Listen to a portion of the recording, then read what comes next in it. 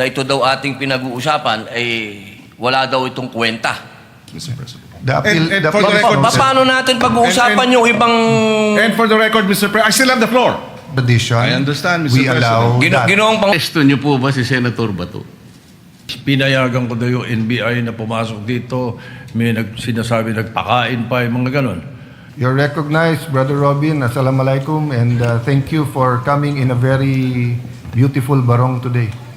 Maraming salamat po, Ginoong Pangulo. Walaikum salam. Ako po ay nandito sa inyo pong harapan.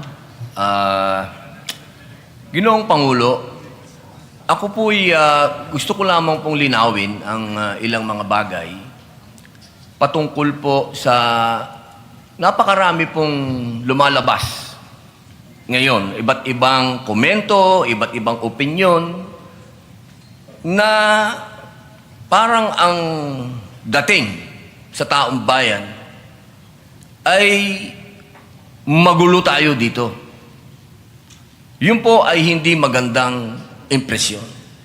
Sapagkat yung pong nangyari na ang ating mahal na kasama, Senator De La Rosa, noong siya po ay lumabas dito sa atin, malinaw na po na merong warrant of arrest galing sa ICC.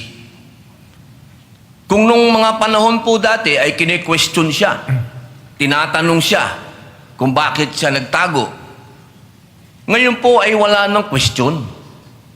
Ako po ay nagsasalita bilang isang artista. Sapagkat ginawa ko na po ang mga buhay ng mga magagaling na tao. Katulad po, nung ginawa ko ang buhay ni Senator Lacson, yung 10,000 hours, pati po yung kanyang pagtatago, yun po ay sa kadahilan ng may prinsipyo siyang pinaglalaban. At ganoon din po, nung ginawa ko ang buhay ni Senator Bato de la Rosa, may pinaglalaban na prinsipyo itong taong ito. Hindi siya kriminal. Ang napakapangit po na impresyon na binibigay, parang tayo dito sa Senado ay nagtatago tayo ng kriminal. Wala pa pong kriminal dito. Wala pa pong napapatunayan dito. At higit sa lahat, Ginoong Pangulo, ngayon lang po natin napatunayan na tama ang sinasabi ng ating mahal na kasama na may warrant of arrest sa kanya ang ICC. Kaya dito po sana, Ginoong Pangulo, nabubura na yung sinasabi na siya'y nagtatago ng walang dahilan. Yun po yung sana ang maging maliwanag sa taong bayan na meron din po tayong adopted Senate resolution. Ito po yung number 44 na malinaw po doon sa resolution na ito expressing the sense of the Senate of the Philippines to protect all Filipinos against extrajudicial rendition and guarantee then a reasonable time prior to their surrender by extradition from the Philippines to seek redress from the courts and avail of legal remedies. So wala po tayong ginagawang kaimposiblihan dito dahil sinusunod po natin ang resolution natin. Dahil siya po, inaasahan natin at meron din po siyang pending na TRO sa Supreme Court. Ginoong Pangulo, sana wag po tayong magkaroon ng mga mixed messages dito. Hindi ko po hinihingi doon sa ating mga kasama na bumoto ng no dito sa resolution na ito na pumanig kay Senator De La Rosa. Pero sana naman, huwag pong idamay ang buong Senado kapag sinasabi na tayo'y magulo, tayo'y katawa-tawa. Dahil tayo naman po ay nasa katwiran. Kung hindi tayo nagkakaintindihan sa katwiran, huwag tayong magsiraan. Dahil tayo naman po sumusuporta kapag tama naman at hindi naman patungkol sa ating bulwagan. Pero pagkatungkol sa ating bulwagan na ang pinag-uusapan, huwag po sana tayong magsiraan. Ito pong pagkakataon nito, Ginoong Pangulo, sana'y maging masaya tayo na nandito na ang ating kasama. Na kahit pinaghahabol Diyan ay pumunta dito at ipinakitang siya ay isang senador. Noong siya ay wala dito, hinahanap. Nung dumating, tatanungin natin, bakit siya nandito? Pambihirang buhay ito. Sana, mga mahal kong kasama, bagamat tayo ay magkakaiba ng kulay sa politika, pagdating dito sa ating bulwagan, proteksyonan natin ang Senado. Hindi dapat pinapayagan natin sa labas ng gate natin, may nagche-checkpoint. Ginoong Pangulo, maraming salamat po. Wala kaming tulog. Pasensya na kayo.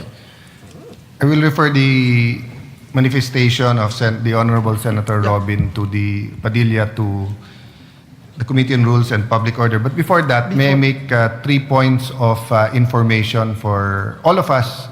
Before that, an appeal sa lahat ng naka-video kagabi, whether dito sa labas ng session hall, whether dyan sa baba, dun sa ginulpi na member ng ating Office of the Sergeant of Arms, or dun sa labas, please volunteer and submit your video because we agreed with the NBI that they will conduct a fact-finding. The Senate will also conduct a fact-finding.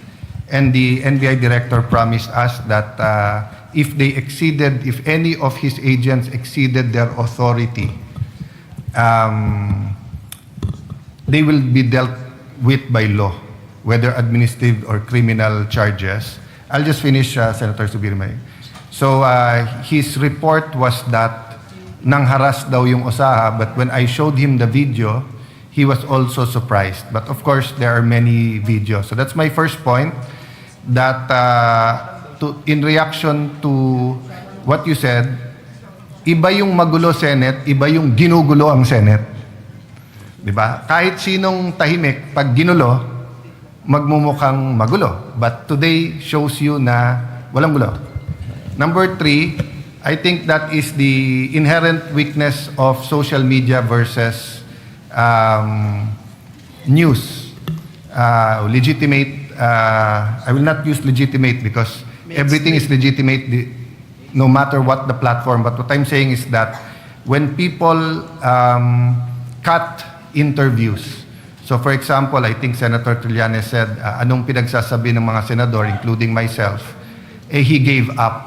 But if you look at my whole interview, ang sinabi ko, ang naging tradisyon at nirerespeto to ng kahit na pinaka mabibigat or mga administrasyon na inaccuse ng paggamit ng kamay na bakal, ay nagko-coordinate first bago nila i-serve ang warrant dito. Number 2, we allow the senator to exhaust all legal remedies. And number 3, in the case of Senator Bato, it has to be a warrant issued by a Philippine judge in a Philippine court. And still, he has to be given the right to exhaust all his legal remedies. And then, ang tradisyon nun is that kinakausap ang senador pagka wala ng legal remedy na respetuhin din ang sarili niyang institusyon, ang Senado, by giving up. Which yun po ang ginawa ni Senator Trillanes at Senator De Lima, pero mukhang meron silang selective amnesia. Nabura yung part where they sought the protection of the Senate, nandun na sila sa pag-surrender. Secondly, lastly, nire-iterate ng NBI na pinayagan silang pumasok, pero sabi ko, siguro naman kahit pinayagan kayo pumasok, walang pumayag na makipaghabulan kayo sa isang senador. So sabi niya, yan daw ang standard pagka ang isang inaaresto ay tumakbo. Ngayon, ang sabi naman namin, look at it from our point of view. May session, we were in session, alam niyong kailangan yung boto niya, tapos hahabulin niyo para hindi makapasok ng session. So, mahaba yung usapan, no? But we and Senator Amy, Senator Pia, Senator Loren were the voices of the institution yesterday. No, I played more of a diplomat mediator role so that we can get to that. So now that they're doing their investigation, I hope the Committee on Rules, Committee on Public Order, or if you refer it to the if the pleasure of the body is the Committee on Justice or Rules instead of Public Order, we will get to it soon. But today proves that hindi tayo magulo. Pag hindi tayo ginugulo, hindi tayo magulo. Diba? Senator Zubiri? Yes. Yes, Mr. President. Senator Senator Zubiri and then Senator Marcoleta, Mr. President. Very quick, Mr. President. Mr. And then President, just very Senator- quick, just to add to the discussion, to weigh in the discussion. Yung nangyari po sa ating OSA yesterday's is, I would say, not just a very sad but tragic experience for OSA. I think it's, I'm looking for the right word. Hindi ko lang masabi na hindi ko babastusin yung NBI. Outrage talaga. Outrage. We're outraged. Thank you, Senate President, for helping me. That we were outraged. He did not deserve that. Ginagawa lang po niya ang tungkulin niya, trabaho niya bilang empleyado at OSA ng ating Senado. There should have been more proper restraint on the part of the enforcement agency. And I commensurate to our staff na low moral yung ating mga OSA kahapon. We must stand by them because these are the people that will give their lives for us if there's anything that will happen in this building. And we should also be ready to give our lives for them, Mr. President. Kawawang-kawawa sila. Kaya I condemn what had happened to our OSA staff and to all the ruckus that they had created inside the Senate building, Mr. President. Tama po kayo. There's always been decorum when these things have been happened. It's happened before. We were together when Senator Laila de Lima was arrested here in the Senate. There was, but they served the warrant here initially and she had asked if she could be